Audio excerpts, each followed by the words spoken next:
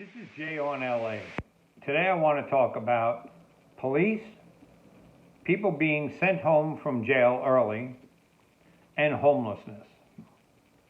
It's obvious that homelessness is one of the biggest subjects, if not the biggest subject in California, and certainly in LA. If anyone saw David Goldstein's CBS article, that we have hundreds and hundreds of trailers that were bought by the state for $50 million, and a big portion of them sent to LA that are sitting unused or being used by city departments for other issues like vaccines. Why would our mayor say it's too expensive to hook them up because of water and power? What the hell? Don't we own our own DWP? We're not farming things out to Edison or PG&E. This is our own utility that this city owns. So for the mayor to be so disingenuous and to sit there and say it's too expensive, that means he's basically saying, I don't give a crap about the homeless people. Let them sit outside till we can figure something else out. This is the same mayor who, along with the city council people, said when HHH came out, we have to do permanent supportive housing. They can wait on the street until we can build enough, which is obvious. They still can't get them built, and there's never going to be enough based on the money that was originally allocated through the proposition. Never made sense from day one. So there is no political will. Why can't they just be honest, throw their hands up in the air and say, I don't know what the hell to do. Someone come in and help us because we don't have it right. The next question about the homeless is, now that COVID's going away and we're going to a yellow tier, are we going to be able to start enforcing some of the issues that haven't been enforced for a year? Like crapping on the sidewalk, doing drugs in their tents, having prostitution in the encampments, all the little things, ADA violations. I'm not anti-homeless. I've worked on homeless issues in my district for 30 years, which tells you what a failure it's been. But the reality is, the quality of life of the people living in the area has gone to hell. And we've been very sympathetic during COVID, but the fact of the matter is, it's time to start enforcing. It's time to start getting the quality of life better for the everyday stakeholder, the homeowner, the tenants in the area, the shoppers in the area who can't even walk down the streets. So my question to the city, and your question as stakeholders should be, will we start enforcing the laws that need to be enforced? And that's a great segue to part two, which is, we now learn there's going to be 76,000 out of about 96,000 inmates paroled early.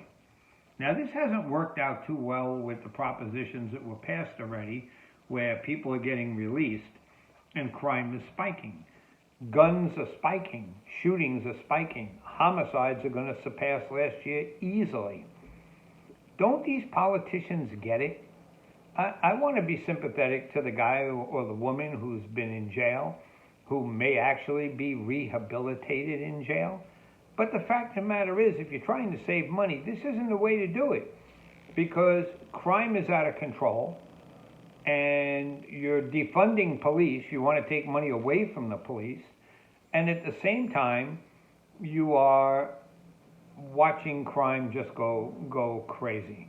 So the politicians talk from both sides of their mouth on this issue, as most issues, but the fact of the matter is, we're now at a point where LA's become too dangerous to live here. And that's what people are figuring out, that our politicians have ceded the city to the gangs, to the robbers, to, under $950 is a ticket. So you can get out of jail, go rob a 7-Eleven for under $950 worth of food and things, and get a ticket and not go back to jail. So, guys, politicians, get your shit together. It's time to figure out that you're running this city into the ground. I would call it a third world city, but that's really not fair to third world cities. So now we have crime spiking, homelessness out of control, spending of money on things that they don't even use, and corrupt politicians who are being indicted for stuff that's just way out of people's control. We need to get beds for homeless people. We need giant tents. We need every city property to be utilized. We need to, and not our beaches. Councilman Bonin, you and I go back a long time, but you're dead wrong on this one. You can't kill our beaches. And don't say, oh, it's the parking lots. State law doesn't allow it. County law doesn't allow it. You're trying to circumvent it and work behind everybody's back with the Coastal Commission. And the fact of the matter is, the beaches are our gem, and this is what brings people to Southern California. So you want to destroy tourism too? Is it because the people have too much money? They're rich, the tourists who come here, and we don't like rich people anymore? I'm not sure what the ultimate goal is and how hard you're trying to destroy the city of Los Angeles and the county of Los Angeles. But you all, the supervisors and the city council, you're doing a wonderful job of destroying our city.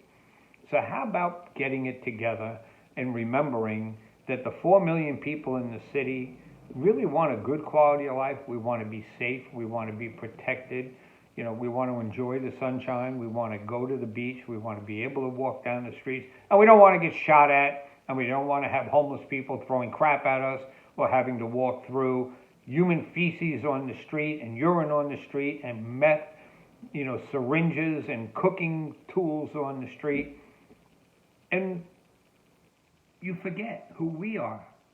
We're the people that love this city. And I'm sure you guys love it too, but you got a strange way of showing it. It's time to man up and fix up and stop this nonsense.